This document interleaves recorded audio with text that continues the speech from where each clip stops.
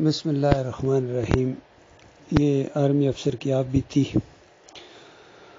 Army mass سے officers mass سے ڈیالہ jail تک کا سفر کیسے گزرا۔ تو یہ سلسلے کی چھٹی قسط ہے۔ اس سے پہلے قسط میں یہ بات بیان کی گئی تھی کہ تقریباً 5-6 مہینے یہ پیشیاں چلتی رہیں، آگے تاریخ بڑھتی رہی عبوری ضمانت کی، اور اس دوران بے شمار واقعات پیش آئے علاقے کے اندر بھی، اور اپنی جو ہماری نجی زندگی تھی اس کے اندر بھی، اور کئی دفعہ جو پیشی ہوتی تھی صبح صبح بہت ہی زیادہ بارش، اتنی زیادہ کہ یعنی جس طرح ایک گلیاں جل تھل ہو جاتی ہیں، اس وقت بھی ہم صبح اٹھ کے وہاں چکری وکیلا سے گجر خان آنا لوکل بسوں کے اوپر، اور پھر گجر خان سے راولپنڈی، کیونکہ ایک عدالت کا ایک ٹائم ہوتا ہے، اس سے پہلے وہاں پہنچنا پڑتا ہے۔ تو یہ کئی مرتبہ ایسے ہوا کہ بہت ہی مشکل سے ہم وہاں پہنچے، اور اس دوران جو انکوائریاں بھی ہو رہی تھی، مخالفین بھی انکوائریاں کرا رہے تھے، ہماری طرف سے بھی لوگ کہہ رہے تھے انکوائری کروائیں، اور کچھ لوگ اکٹھے کر کے ایک جس طرح عدالت میں جانا اور اس طرح پیش کرنا سارا معاملات۔ تو یہ چیز سننے میں آئی تھی کہ علاقے والوں نے جب انکوائری کرائی اور پولیس کے لوگ وہاں آئے اور علاقے کے لوگ بھی اکٹھے ہوئے، تو انہوں نے بابا صاحب سبحان کی وہ جو قبر ہے، مزار ہے یا آتا ہے، اس وقت تو بابا صاحب سبحان کا کوئی مزار بھی نہیں تھا، بس ایک 4 دیواری سی تھی، اس کے اندر کچھ قبریں۔ انہوں نے علاقے والوں نے خود جا کے اتنی زیادہ وہاں یعنی چیزیں پھینکیں، جس طرح گند بلا اور توڑ پھوڑ بھی کی، تاکہ پولیس کو دکھانے کے لیے کہ دیکھو انہوں نے قبروں کی بے حرمتی کی ہے۔ حالانکہ بالکل جھوٹی بات ہے کہ ہمارا قبروں کے ساتھ معاملہ اس انداز سے کیا تھا، وہاں تو کوئی مزار بھی نہیں تھا، اور انہوں نے جھوٹے کیس کو مضبوط کرنے کے لیے اپنے معبود کی بھی توہین کی، جو ان کا اپنا بابا تھا، جہاں یہ چڑھاوے چڑھایا کرتے تھے، جہاں یہ پیٹ کر کے بھی نہیں جایا کرتے تھے، وہاں انہوں نے خود بے حرمتی کی اس کی۔ گویا مشرک جو ہوتا ہے اس کو اپنے عقیدے کے اوپر بھی اصل میں یقین نہیں ہوتا ہے۔ تو اس طرح کے واقعات پیش آئے۔ تو بہرحال کہ ایک لمبی داستان ہے، اس کے اندر اب میں اس طرف نہیں جاتا ہوں، جو کہ ہمارے جو ویورز ہیں، ہمارے جو سننے والے ہیں، ان کو زیادہ دلچسپی ہے ڈیالہ جیل کی ہے کہ وہاں آپ کیسے پہنچے۔ تو بہرحال جس دن ہماری ضمانت کینسل ہوئی اس دن ہمیں ہتھکڑیاں لگیں، اور بے اختیار میں نے اس ہتھکڑی کو چوما۔ آج کل یہ عمران ریاض کی ہتھکڑی کو بہت زیادہ اچھالا جا رہا ہے کہ دیکھو ہتھکڑی لگ گئی۔ بھائی یہ تو خالص دنیا کی وجہ سے ہے، سیاسی وجہ سے ہے، جمہوریت کی وجہ سے ہے، صحافت کی وجہ سے ہے۔ ہمیں جو ہتھکڑیاں لگی تھی وہ خالص اللہ کی دین کی وجہ سے تھیں، ایمان عقیدے کی وجہ سے تھیں، اور اس وقت ہم پاکستان زندہ باد کے نعرے نہیں لگا رہے تھے، بلکہ ہم نے اللہ کی توحید کو اس وقت بھی بیان کیا کہ اللہ کا لاکھ لاکھ شکر ہے، کسی دنیاوی کیس میں ہم اندر نہیں جا رہے ہیں، بلکہ خالص اللہ کی توحید بیان کرنے کے اوپر۔ تو پولیس والوں نے ہمیں کہا کہ کیا کوئی گاڑی وغیرہ ہے آپ کی جس میں بیٹھ کے ہم وہاں جاتلی تھانہ میں آپ کو لے جائیں، کیونکہ 24 گھنٹے کے اندر یہ عدالت کے سامنے پیش کرنا ہوتا ہے، اور پھر اس کے بعد اگلی کارروائی ہوتی ہے۔ ہم نے کہا بھائی ہمارے پاس کوئی گاڑی نہیں ہے، آپ نے ہمیں گرفتار کر لیا ہے، تو پولیس کی یہ ذمہ داری ہے کہ اپنی گاڑی میں تو ہمیں لے کے جائیں۔ تو ان بیچاروں کے پاس اپنی گاڑی بھی نہیں تھی، حتیٰ کہ ان کا کرایہ بھی نہیں تھا ان کے پاس۔ یقین کیجیے بڑا ہی عجیب و غریب ہمارا پولیس کا سسٹم ہے۔ شرم آنی چاہیے اس بات کے اوپر، ادارے کو خاص کر، اس سسٹم کو، کہ آپ نے ہتھکڑیاں لگائی ہیں، FIR کٹی ہے، آپ نے حراست میں لیا ہے، اور آپ کے پاس اپنی گاڑی بھی نہیں ہے کہ اپنی گاڑی میں ہمیں بٹھا کے وہاں جاتلی تھانہ میں لے کے جائیں۔ تو الٹا ہمیں کہہ رہے ہیں کہ آپ گاڑی کروائیں یہاں۔ ہم نے کہا ہم نے نہیں کروانی، آپ کی ذمہ داری ہے، خود ہی لے کے جائیں۔ تو پھر مجبوراً ان کو پبلک ٹرانسپورٹ میں بیٹھنا پڑا۔ یقین کریں وہاں کچہری جو سٹاف ہے راولپنڈی کا، وہاں سے پبلک ٹرانسپورٹ ایک بس کے اندر وہ بیٹھے جاتلی کے لیے، ویگن جس طرح ٹوٹا ہے اس کے اندر شاید اس طرح کی کوئی ویگن تھی، اس کے اندر بٹھایا ہمیں پچھلی سیٹ کے اوپر۔ تو ظاہری بات ہے عام پبلک ہے جب دیکھتی ہے کہ یہ داڑیاں بھی رکھی ہوئی لوگوں نے، مذہبی لوگ لگتے ہیں، تو پتہ نہیں کیا انہوں نے جرم کیا ہے۔ عام طور پر جس طرح مولویوں کے جرم ہوتے ہیں، پکڑے جاتے ہیں، تو ہمیں بھی اسی نظروں سے دیکھ رہے ہوں گے۔ ایک وجہ یہ تھی، اور دوسری وجہ یہ تھی کہ میں اپنے جو 2 ساتھی تھے ان کی ہمت باندھنے کے لیے تاکہ یہ گھبرا نہ جائیں۔ تو جب ہم ویگن کے اندر بیٹھے تو جیسے ہی راولپنڈی سے نکلی ویگن تو میں نے دعوت اللہ شروع کر دی اس کے اندر، جس طرح ہمارا طریقہ عام طور پر بھی ہم بسوں ویگنوں کے اندر دعوت اللہ کرتے ہیں، لوگوں کو توحید کی طرف بلاتے ہیں، شرک سے منع کرتے ہیں، کھول کھول کے ان کو ایمان عقیدے کی بات بتاتے ہیں کہ دیکھو تمہارا اصل مرض یہ ہے، تمہارے اوپر جو اللہ نے یہ ظالموں اور کافروں کو، مشرکوں کو اور چوروں ڈاکوں کو مسلط کیا ہے، اس کا یہ جرم ہے، تم نے اللہ کے ساتھ شرک کیا ہے، تم مزاروں کو پوجتے ہو، چادریں چڑھاتے ہو، عرس اور میلے کرتے ہو، یا علی مدد کے نعرے لگاتے ہو، یا رسول مدد کے نعرے لگاتے ہو، یہ اللہ کے ساتھ شرک ہے، واسطے وسیلے کا شرک، پکاروں کا شرک، رکوع اور سجدے کا شرک۔ کون سا شرک ہے جو پچھلی قوموں کے اندر تھا اور آپ کے اندر نہیں ہے؟ تو یہ تمہارا اصل جرم ہے، دنیا میں بھی ذلت اور خواری ہے، اور مرنے کے ساتھ وہ آگ لگے گی جو بجائے نہ بجھے گی۔ تو بالکل اسی انداز سے میں نے بالکل بے خوف ہو کے اور بالکل یہ جانے بغیر کہ مجھے ہتھکڑی لگی ہوئی ہے اور پولیس والے بھی ساتھ بیٹھے ہوئے ہیں، تو میں نے دعوت اللہ شروع کر دی۔ تو یہ لوگوں کے لیے کہ بہت عجیب و غریب سچویشن تھی کہ یہ منظر انہوں نے شاید زندگی میں کبھی نہ دیکھا ہو کہ ہتھکڑی لگی ہوئی ہے اور وہ اللہ کا بندہ بیان کر رہا ہے کہ دیکھو میں کوئی چوری کر کے نہیں آیا ہوں، میں نے جائیداد نہیں دبائی ہے، کسی کا مال نہیں ہڑپ کیا ہے، میں نے کوئی فوج کے خلاف نہیں بولا ہوں، کوئی حکومت کے خلاف اس انداز سے نہیں، بلکہ میں تو یہ کہہ رہا ہوں کہ اللہ کے ساتھ شرک نہ کرو، اللہ کے ساتھ شریک نہ ٹھہراؤ، یہ مزار نہ بناؤ، عرس نہ کرو، میلے نہ کرو، تمہارا معبود اکیلا معبود ہے اللہ، اس کے ساتھ کسی کو شریک نہ کرو۔ جس طرح میں نے پورے اطمینان کے ساتھ یہ دعوت اللہ دی اور ساتھ کہا کہ یہ وہ جرم ہے جس کی وجہ سے ہمیں ہتھکڑی لگائی گئی ہے اور ہمیں جو ہے نا وہ تھانہ جاتلی میں لے جا رہے ہیں۔ بہرحال تھانہ جاتلی پہنچے، وہاں گاڑی جب رکی انہوں نے وہاں سے ہمیں اتارا، تھانے کے اندر لے گئے اور ایک کمرے کے اندر انہوں نے ہمیں لاک کر دیا۔ وہ کمرہ بھی جس طرح ہوتا ہے اسی کے اندر ایک کونے کے اندر چھوٹی سی لیٹرین ہوتی ہے اور جو بھی پانی وغیرہ تھوڑا سا رکھا ہوتا ہے اور گھڑے کے اندر پانی تھا۔ یہ ہمیں وہاں فائدہ ہوا کہ بالکل تھانہ جاتلی کے قریب ہی جو جاتلی گاؤں ہے وہاں ہمارے عزیز رہتے تھے، ان کو بھی پتہ چل گیا، چونکہ سارے رشتہ داروں کو بھی پتہ چل گیا تھا، علاقے والوں کو بھی پتہ چل گیا یہ جو ضمانت کینسل ہو گئی ہے، ان کو یہ تھانہ جاتلی لے جا رہے ہیں۔ اور دوسرے دن انہوں نے وہاں گجر خان اے سی کے سامنے پیش کرنا تھا اور پھر وہاں گجر خان لاک اپ میں ہمیں رکھنا تھا۔ تو بہرحال شام کے ٹائم ہمارا وہ گاؤں والے، چونکہ ویسے بھی واقفیت بھی ان کی ہوتی ہے تھانے والوں کے ساتھ، جان پہچان بھی تھی، تو وہ کھانا وغیرہ ہمارے لیے لے آئے، بلکہ اس میں کھانے میں سے کچھ پولیس والوں کو بھی دیا۔ تو بہرحال وہ رات وہاں ہمارے گزری۔ تو دوسرے دن پولیس والے اپنی گاڑی میں، وہاں سے ان کے پاس گاڑی تھی البتہ، اور نہیں مجھے یاد آ گیا، وہ گاڑی تو خیر جب اڈیالہ جیل گئے تھے تو وہاں ان کی گاڑیاں ہوتی تھی، پولیس والوں کے پاس یہاں بھی گاڑی نہیں تھی، اور انہوں نے ہمیں پبلک ٹرانسپورٹ کے اندر بٹھایا اور پھر وہاں گجر خان لے کے گئے۔ اور وہاں کی بات مجھے یاد ہے کہ جب وہاں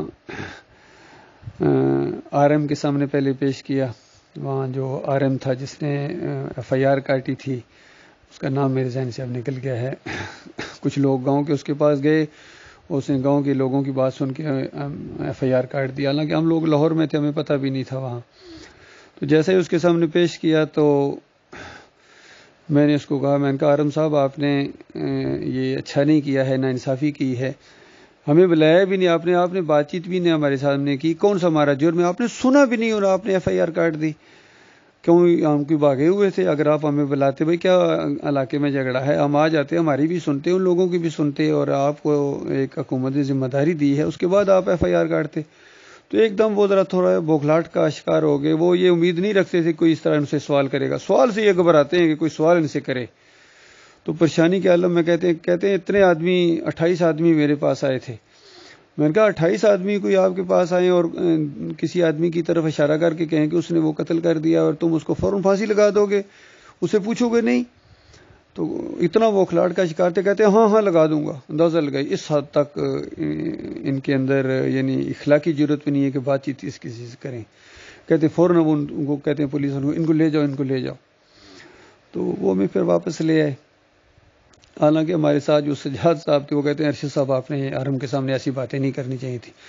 یہ کچھ اور بھی کر سکتے۔ میں نے کہا کچھ اور کیا اس نے کرنا تھا، ہتھکڑیاں تو پہلے لگی، پرچہ پہلے کٹا ہوا، اب اس کے بعد اس نے کیا کرنا تھا؟ تو میرے دل میں جو بات آئی میں نے اس کو کہہ دی، اور میں ان لوگوں سے ویسے بھی نہیں ڈرتا ہوں، حق بات کرتے ہوئے میں بالکل ذرا نہیں گھبراتا ہوں اللہ کے فضل و کرم سے۔ اس کے بعد پھر وہ اے سی کے پاس لے کے گئے گجر خان میں، تو اے سی غضنفر نام تھا میرے خیال میں ان کا، تو وہاں ہم اندر کھڑے ہوئے تھے، ہتھکڑیاں بھی لگی ہوئی تھی، تو اس اے سی نے پولیس والوں سے پوچھا کہ ان کو کیسے لے کے آئے ہیں، وہاں تھانہ جاتلی سے کیسے لے کے آئے ہیں، تو انہوں نے کہا پبلک ٹرانسپورٹ میں لے کے آئے ہیں۔ تو اس اے سی نے ان کی خوب کلاس لی کہ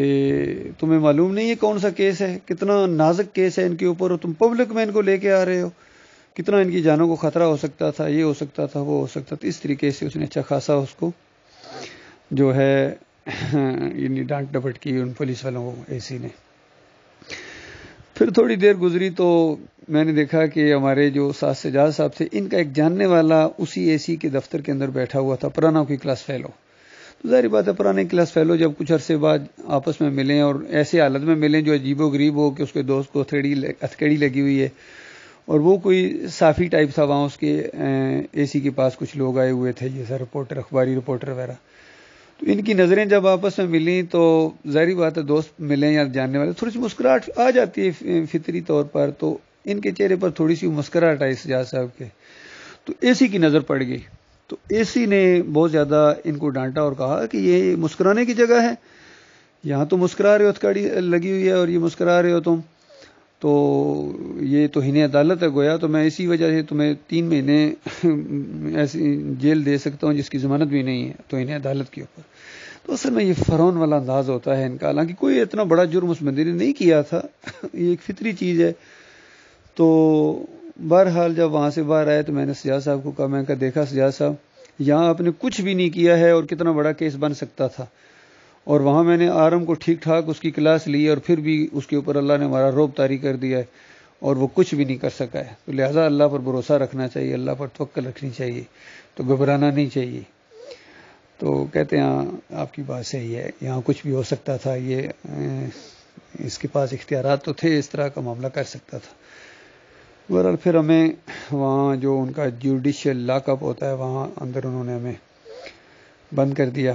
وہ ہمارے یعنی گاؤں کے قریب ہی ہے، ہمارے ملنے والے آتے جاتے تھے، ہر روز کو ان کو ملنے کے لیے آ جاتا تھا، وہاں تھوڑی دیر کے لیے ملنے کی اجازت بھی ہوتی تھی۔ تو اس کے بعد اس کے اندر لاک اپ کے اندر اور بھی کافی قیدی تھے، میرے خیال میں 40-50 ہوں گے ٹوٹل، اگرچہ گنجائش وہاں کمروں کی کم تھی لیکن پھر بھی 40-50 آدمی وہاں تھے۔ شام کو وہ تھوڑی دیر کے لیے چھوڑتے بھی تھے باہر ٹہلنے کے لیے۔ تو ایک دن میں نے دوسرے دن شاید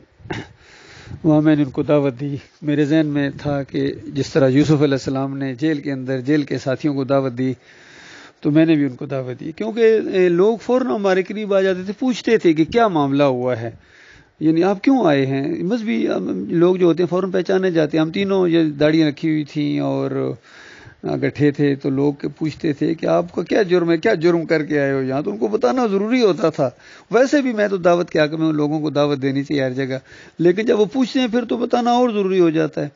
تو سجاد صاحب اسے گھبرا جاتے تھے کہ آپ کیوں اس طرح بتاتے ہیں، یہ بات بڑی پریشان ہو جائے گا، ہمارے لیے پریشانی ہوگی۔ میں کہا بھائی سجاد صاحب یاد ہے آپ کو، آپ تو کہا کرتے تھے اگر ہم جیل میں چلے گئے تب بھی ہم یہی دعوت دیں گے وہاں، تو وہ کہتے ہیں میں وہاں غلط کہا کرتا تھا، وہ گھبرا گئے تھے اصل میں بہت زیادہ۔ بہرحال میں نے ایک تو وہاں ان جیل کے لوگوں کو دعوت دی، وہاں پوری طرح اپنے اس کمرے کے اندر دعوت دی، میں نے کھل کے دعوت دی، میں کہا یہ مسئلہ ہے لوگوں، دیکھو ایک اللہ بہتر ہے یا جگہ جگہ پھیلے ہوئے یہ لا بہتر ہے، ارباب متفرقون خیر ام اللہ واحد القہار، یہ وہی بات جو یوسف علیہ السلام نے جیل کے ساتھیوں کو کہی تھی کہ میرے جیل کے ساتھیوں سنو کہ ایک اللہ بہتر ہے، اس کو پکاریں، سارے اسی کو پکاریں، ہر زبان والے اسی کو پکاریں، ہر علاقے ہر دور والے اسی کو پکاریں، یہ بہتر ہے یا یہ جگہ جگہ پھیلے لا بہتر ہیں، ادھر داتا صاحب بیٹھے ہوئے ہیں، ادھر کھوٹی کھری کرنے والے ہیں، اور کہیں غوث ہیں، اور کہیں اولادیں دینے والے ہیں، اور کہیں جناب جو ہے قسمتیں بنانے والے ہیں، تو سارے یہ بہتر ہے یا ایک اللہ بہتر ہے، اس طرح کھل کے ان کو دعوت دی۔ تو وہاں ایک رافضی تھا، وہ برداشت نہیں کر سکا جب میں نے کہا کہ یا علی مدد کہنا شرک ہے، تو وہ پیٹنا شروع ہو گیا، وہاں اتنا پیٹنا شروع ہو گیا کہ اس نے شور مچانا شروع کر دیا اس سے جوڈیشل لاک اپ کے اندر. فوراً بلکہ پولیس والے بھی آ گئے، کہنے لگے کیا ہو گیا یہاں. میں کہا بھائی یہ اس سے پوچھو اس کو کیا ہوا، میں نے تو اللہ کی بات اس کو بتائی ہے، توحید کی دعوت دی ہے، رد شرک کیا اور یہ پیٹنا شروع ہو گیا، شور مچانا شروع ہو گیا. تو بہرحال پولیس کی مداخلت سے وہ جو ہے نا سارے یعنی چپ ہو گئے، اور پولیس والوں نے ذرا ہمیں بھی کہا کہ آرام سے یہاں بیٹھو، یہاں اگر آپ آرام سے نہیں ہوں گے تو پھر یہ یہاں جو انتظامیہ ہے آپ کو اڈیالہ جیل شفٹ کر دیں گے، ذرا دھمکی والے انداز میں. تو میں نے کہا اڈیالہ جیل وہ کدھر ہے؟ نام تو سنا ہوا تھا. تو کہتے ہیں وہ اڈیالہ جیل ہے، وہ بہت بڑی جیل ہے، وہاں یہاں تو صرف 40-50 آدمی ہیں، وہاں 5000 کے قریب لوگ ہیں. میں نے کہا یہ تو اور اچھی بات ہے یار، 5000 لوگوں کے اندر دعوت پھیلے گی اللہ کی، یہ تو یہاں تو دعوت پہنچ چکی ہے، اب وہاں جانے کا کوئی مسئلہ نہیں ہے، ہمیں دھمکیاں نہ دو. تو اس کے بعد کیا ہوا انشاءاللہ اگلی قسط کے اندر آپ کو بتایا جائے گا کہ دوسرے دن بلکہ اسی دن شام کو انہوں نے ہمیں کہا کہ آپ کو اڈیالہ جیل شفٹ کرنے کے حکم آ گیا. تو پھر ہمیں وہ اڈیالہ جیل لے گئے. اللہ تعالیٰ غور و فکر کرنے کی توفیق عطا فرمائے، مالک اس سٹوری کو ہدایت اور رہنمائی کا ذریعہ بنائے لوگوں کے لیے، اور ان سب لوگوں کو اللہ تعالیٰ ہدایت دے، کیونکہ بگڑی ہوئی یہ مسلمان امت ہے اور ایمان عقیدے کی خرابی ہے ان کے اندر، اور اللہ کی وہ بات پوری طرح ان کے اوپر فٹ آ رہی ہے. وما یؤمن اکثرهم باللہ الا وهم مشرکون، کہ اکثریت انسانوں کے ایسے اللہ کو مانتی ہے کہ ساتھ ساتھ شرک بھی کرتے ہیں. تو جب تک شرک کی نشاندہی نہیں کی جائے گی کوئی خیر اس امت کے اندر نہیں آ سکتی ہے. یہ اس کا مسئلہ ہے. اب یہ نہیں کہ نمازیں نہیں پڑھتے ہیں، روزے نہیں رکھتے ہیں، یا حج نہیں کرتے ہیں، قربانیاں نہیں کرتے، سب کچھ کرتے ہیں لیکن ساتھ ساتھ شرک بھی کرتے ہیں. یہ ان کا اصل مرض ہے. جب تک یہ مرض نہیں ہٹے گا کوئی خیر نہیں آ سکتی.